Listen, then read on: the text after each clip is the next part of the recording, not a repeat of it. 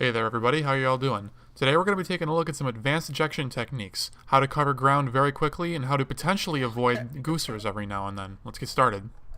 First up, we have the Ejection Air Strafe. This one is really simple to do. All you have to do is, let's say when you're ejecting, you hold right for your movement. So that would be, what, D on your keyboard or right to the left thumbstick. Just hold that and spin your aim to the right very slowly, and you'll start strafing in that direction and move extremely quickly. In this third clip here, you see me flying across the map when I land after doing a complete 360. You can do it to the right or left, doesn't matter. Just make sure you're doing it slow enough. That's the real key here.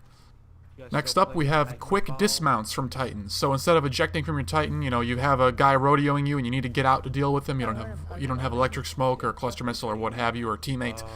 Basically what you need to do is crouch and look down by, I don't know, 30 degrees maybe. It's a feel thing. You'll learn to feel it. Basically just crouch and look down a little bit while you're dismounting your Titan, and you will actually dismount it extremely quickly. Just look at the time difference between these two different methods. Now, this only works with Atlas and Ogre. Strider is not able to do this whatsoever, unfortunately. Next up, we have what I like to call the Ejection Corkscrew.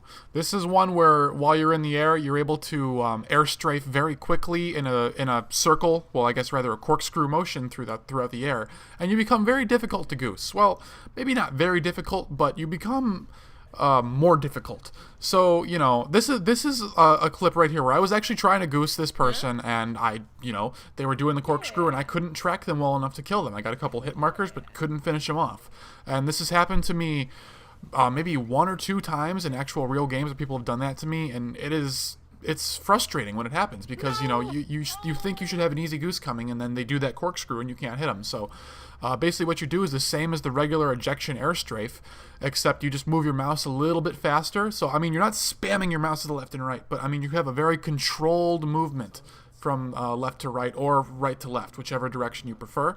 And yeah, just control your movement, and if you go extremely slowly, you can get that 180 and do a very long air strafe. If you go a little bit faster, you can do something more like a 360 and choose exactly the direction you want to start bunny hopping along the ground once you hit it.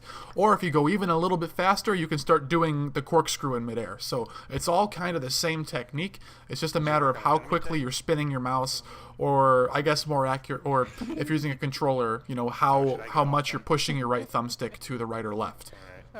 Oh, and in this last clip that's playing right now, in addition to one more that's coming up next, I'm testing when I'm rodeoing in both a friendly Titan and an enemy Titan, if they eject, if I'm able to do the air strafing thing or not. And my tests have found that we are not. So only if you are the pilot of a Titan can you eject and do this air strafing advanced technique. Anyways, I think that's about all that I've got for this video. I guess I'll cover one more thing. So So if you have a rodeoing pilot, then the person who's rodeoing you when you eject is going to spawn above and in front of you. If you're rodeoing somebody when they eject, you're going to spawn above and in front of them. So basically, whoever was rodeoing will be on top. So like you're going to basically both spawn looking at each other, and there's just going to be a height differential there. So the rodeoer is going to be up top, and the pilot is going to be on the bottom. That's usually how it works. It's not 100% of the time, for whatever reason. There might be some other factors at play that I am too lazy to test. But most of the time, it seems to be that way. So I think that's just about everything I wanted to cover. So thank you guys for watching. Hope you learned something new. I hope that you guys really start employing this, because I really want to see people stop getting goosed so freaking easily. Like it's really sad seeing it sometimes. Anyways, thanks for watching, and we'll see you next time.